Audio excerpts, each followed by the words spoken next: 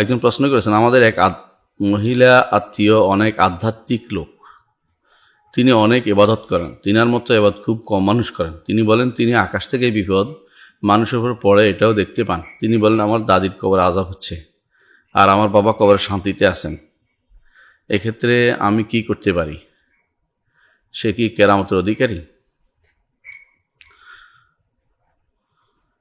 বিসমিল্লাহির রহমানির রহিম, আলহামদুলিল্লাহ, ওয়াসসালাতু ওয়াসসালামু আলা রাসূলিল্লাহ। বাদ, এই জাতীয় আধ্যাত্মিকতা শব্দটা এগুলি ইসলামের সাথে খুব খাপ খায় না। আধ্যাত্মিকতা, রুহানিয়ত, এগুলি মানুষ মাত্রেই তার মধ্যে রুহ এবং জাসাদ দুইটা দিয়ে মানুষ গঠিত। রুহ হচ্ছে মানে আত্মা, আধ্যাত্মিক হলো অতিরিক্ত আত্মা নিয়ে যিনি চলাফেরা করেন, আধ্যাত্মিকতা এটাকে বোঝায়। তো মানুষের মধ্যে রুহ আছে, মানুষের মধ্যে আছে, জাসাদ শরীর আছে, দুইটার প্রতি খেয়াল রাখতে হবে। তো অনেক আধ্যাত্মিক লোক এই জাতীয় কথাটা আসলে খুব ইসলামিক পরিভাষা নয়। এটা অন্যদের যারা মনে করে আত্মা নিয়ে গবেষণা করে, তথাকথিত আত্মার নিয়ে, মানব আত্মা নিয়ে যারা সারা জীবন চিন্তা ভাবনা, বিশেষ করে এই উপনিষদের সমস্ত বই আছে হিন্দু ধর্মের, এগুলোর মধ্যে আধ্যাত্মিক শব্দটা বেশি ব্যবহৃত হয়। মুসলিম মানেই যারা আত্মাকে পিউরিফাই করে, তারা বলতে পারেন যে তারা আলহামদুলিল্লাহ তারা দিন মানে চলে, শরীয়ত মেনে চলে, তারা খুব বেশি শরীয়ত মানে ইত্যাদি। আধ্যাত্মিক শব্দ আমি ব্যবহার করতে পছন্দ করি না, কারণ এটা আসলে শারীরিক কোনো পরিভাষা নয় বা রুহানিও নয়। রুহানি শব্দটা আমাদের ইমামরা কোনোদিন ব্যবহার করেননি, কোরআন সুন্নাহর পরিভাষা নয়। তো এটা ব্যবহার করাটা পছন্দ করি না। তো একজন মানুষ আধ্যাত্মিক হয়ে যাবেন, আরেকজন মানুষ শরীর ভিত্তিক হয়ে যাবেন, এই জাতীয় কথাবার্তা আসলে আমাদের মানানসই কোনো শব্দ নয়, এগুলি থেকে দূরে থাকতে হবে। তো আপনি বলছেন তিনি অনেক আবাদত করেন, তার মতো আবাদ খুব কম মানুষ করেন। ভালো, আবাদ করা তো ভালো কাজ। আবাদতটা যেন শরিয়া মোতাবেক হয় এটা দেখবেন। এরপরে তিনি যা বলছেন এটা বুঝাচ্ছে, আপনি যা বলেছেন তা বুঝাচ্ছে তিনি আবাদতগুলো সঠিকভাবে করেন না। এই জন্য শয়তানের কারসাজি ওনার মধ্যে দেখা যাচ্ছে। তিনি আকাশ থেকে মানুষের বিপদ পড়ে এটাও দেখতে পান, এটা মিথ্যা কথা। এটা মিথ্যা কথা। মানুষের বিপদ পড়ে রাসূলুল্লাহ সাল্লাল্লাহু আলাইহি ওয়াসাল্লাম নিজে দেখেননি, সাহাবায়ে কেরাম দেখেন না, উনি দেখতে পেলেন। এই জাতীয় কারামত নাম দিলেই হলো না, কি দেখতে পান তিনি? এগুলো কোনো শয়তানের কারসাজি, কোনো ভেলকিবাজি, এগুলি ছাড়া কিছুই নয়। কার উপর কী বিপদ পড়ে কেমনে বুঝতে পারে? আরও বড় মিথ্যাচার হলে তিনি বলছেন যে বাবা তিনি দাদির কবরে আযাব হচ্ছে, এটা মিথ্যা কথা। এগুলি বলে আপনি বিপদ হচ্ছেন। আযাব হচ্ছে নাও বলতে পারবেন না, হচ্ছেও বলতে পারবেন না। ওনার কথা আপনি বিশ্বাস করেন, কবর গায়েব জানে? এরকম কেউ যদি গায়েবের দাবি করে সে মিথ্যাবাদী এবং সে প্রতারক, এবং তার মধ্যে শয়তান ভর করেছে। ইবাদত করলেও তার মধ্যে শয়তান ভর করেছে।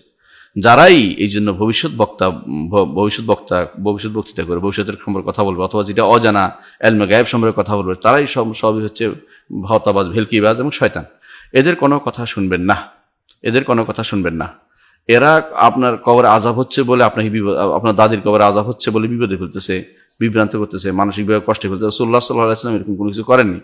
রাসূলুল্লাহ সাল্লাল্লাহু আলাইহি ওয়াসাল্লাম নবী হওয়ার কারণে তিনি দেখতে পেতেন। আল্লাহ তিনি বলেছেন যে আমি যা দেখি তোমরা তা দেখতে, তাহলে আমি যা শুনি তোমরা তা শুনতে, তাহলে তোমরা মানুষের কবরে দিতে না। এটাই ব্যক্তি পাবে কোত্থেকে? এই জাতীয় কারামতের দাবি করাটা তার জন্য অন্যায় এবং গুনার কাজ করেছে। আর বাবা শান্তিতে আছে, দাদি কবরে আযাবে আছে, এই জাতীয় কথা তো সহজে মুখস্থ বলা যায়। এই তো মুখস্থ কথা বলে দিয়েছে। এই জাতীয় কারামত কোনো কিছু বিশ্বাস করবেন না এবং এর কোনো কথা শুনবেন না। বরং তাকে বলবেন যে এই জাতীয় কথা যেন কারোর সাথে না বলে। তিনি যদি জেনে থাকেন তিনি নিজে তওবা ইস্তেগফার করুন। তিনি আরেকজনকে বিপদে ফেলে, সমস্যায় ফেলে, আরেকজনকে এরকম মিথ্যাচার করে মানুষকে তার কারামতি জাহির করা যে খায়েশ, এটাই বোঝা যাচ্ছে তার এগুলো হচ্ছে শয়তানের কারসাজি এবং তার মধ্যে শয়তান ভর করেছে। আল্লাহর কাছে মাফ চাই, আপনিও তার কাছে যাবেন না। যদি তার কাছে এগুলি শুনতে যান তো আপনিও 40 দিনে ইবাদত আপনার কবুল হবে না। রাসূলুল্লাহ সাল্লাল্লাহু আলাইহি ওয়াসাল্লাম বলেছেন, মান আতা কাহিনান ফাসাদ্দাকা বিমা ইয়াকুল ফাকাদ কাফারা বিমা উনজিলা আলা মুহাম্মাদিন সাল্লাল্লাহু আলাইহি ওয়াসাল্লাম। কেউ যদি কোনো গণকের কাছে যায় এবং তার কাছে সে যা বলে এটা সত্য বলে বিশ্বাস করে, তাহলে তার 40 দিনে ইবাদত কবুল হবে না, তার কাফের হয়ে যাবে। আর যা গেলেই শুধুমাত্র তার 40 দিনে ইবাদত কবুল হবে না। আর যদি বিশ্বাস করেন তাহলে কাফের হয়ে যাবে। কারণ আমার যেটা আপনার প্রতি পরামর্শ তা হচ্ছে আপনি কিছুই করবেন না, বরং এই মহিলার কথা বিশ্বাস করবেন না। তার ইবাদত তার জন্য, তার ইবাদত তার নিজের কথা না বলে আপনার সাথে কেন লেগে আছে? সে যদি কোনো দেখেছে আত্মীয় আপনার বাবা বা আপনার দাদির শাস্তি হচ্ছে, সে সত্যা করুক, আপনার উপর বিরুদ্ধে বলতেছে কেন? সে দান করুক, সে তওবা করুক, সে তার কাছে আল্লাহর কাছে ক্ষমা চাক এর জন্য। আপনাকে এটা বলে আপনাকে মানসিকভাবে বিপর্যস্ত করতে চাচ্ছে, এর কথা কোনো কথা শুনবেন না। এই জাতীয় কাজ যারা করে, আরেকজনের কথা সম্পর্কে যারা এসে বলে তোমার এটা হচ্ছে, তোমার এটা হচ্ছে, এগুলি কিছুই শুনবেন না। কারণ লা ইউকাল্লিফুল্লাহু নাফসান ইল্লা উসআহা, আল্লাহ কাউকে সাধ্য বাইরে কষ্ট দেন না। আপনাকে আল্লাহ তাআলা জাহির শরীয়তের উপর আমল করতে বলেছেন। শরীয়তের প্রকাশ্য রূপ হচ্ছে এটা, বানিয়ে অমুকের কি হয়েছে, অমুকের কি হয়েছে বলা, অমুকের ঘরে আযাব হচ্ছে, এগুলি বলা হচ্ছে। এগুলো হচ্ছে ভেলকিবাজদের কাজ। আপনার আত্মীয় যতই ইবাদত করুন না কেন, তাকে শয়তান তার উপর ভর করেছে, তার থেকে দূরে থাকবেন এবং তার কোনো কথা শুনবেন না এই সমস্ত বিষয়ে।